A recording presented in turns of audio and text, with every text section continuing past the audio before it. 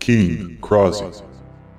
Hi, it's Krozzy again, and for this tip video I would like to talk about EXP penalties and good suggested starting classes for the absolutely new player.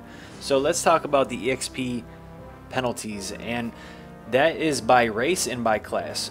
I'm looking at the wiki right now underneath the game mechanics, and you can see that Troll and XR have negative 20%, Ogre 15, Barbarian negative 5, and Halfling plus 5%. And also by class you get EXP penalties as well.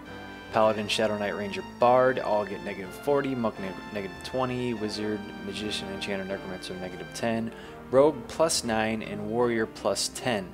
Now these percentages do not simply add up, they actually multiply, and they multiply by a 1 point whatever the modifier is. For instance, a Troll Shadow Knight, and trolls can be Shadow Knights, would be 1.2 times 1.4, which is whatever it is. I don't know what it is. I don't feel like doing math in my head right now. But you actually multiply those together, and whatever the 1 point whatever it is the negative EXP modifier that they get. So keep that in mind when you're making your first character or you're making future characters. Keep in mind that some races and classes have pretty heavy EXP modifiers. I think Troll or XR being the worst, and the Paladin, Shadow Knight, Ranger, Bard adding on top of that, which can make some pretty crippling EXP grinding. But they are there for a reason.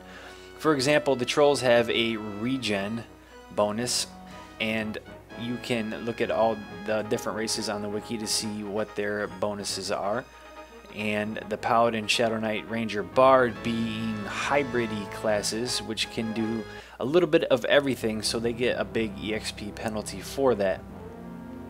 Now I wanted to talk about some good suggested starting classes if you're absolutely new to the game. Now notice the Necromancer has a negative 10 EXP bonus, or penalty I should say. But the Necromancer is actually a really good class in my opinion if you're just starting the game, and that is because the Necromancer gets a pet at level 1. So very early on, if you're a new player, you can get a pet to tank for you, which is really beneficial, especially if you're just learning the game. You get a skeleton pet that you can send out the tank for you, and then you can cast spells, and you can be really happy from level 1. It costs 1 gold and some silver for the spell, and you have to find your guild. But once you got that down, the rest should be gravy for you. So that's why I recommend Necromancer as a really good starting class for new players. Now, Dark Elves can be Necromancers, Gnome can be Necromancer, Human, XR, I think that's it. I don't think I'm missing any. The Dark Elf, I highly suggest the Dark Elf just because their starting city is amazing. I love their starting city. It looks really great. It's really cool. I just like it. Now, for the melee side of things, if you want to hit stuff but you don't want to have responsibilities, I highly recommend a Rogue.